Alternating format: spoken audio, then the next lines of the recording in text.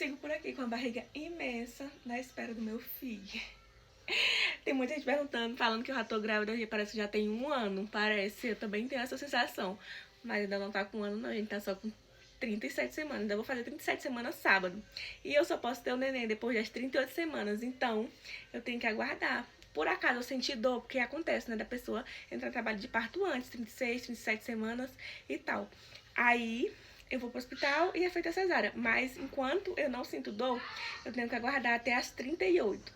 38 eu vou completar na semana que vem, então provavelmente vai ser só depois de segunda-feira ou quarta. Dá se passando essa semana na outra. Entendeu? Então vamos esperar aí que vai dar certo. Esse menino vai nascer. Depois de segunda-feira ou quarta. Dá se passando essa semana na outra. Entendeu? Então vamos esperar aí que vai dar certo. Esse menino vai nascer.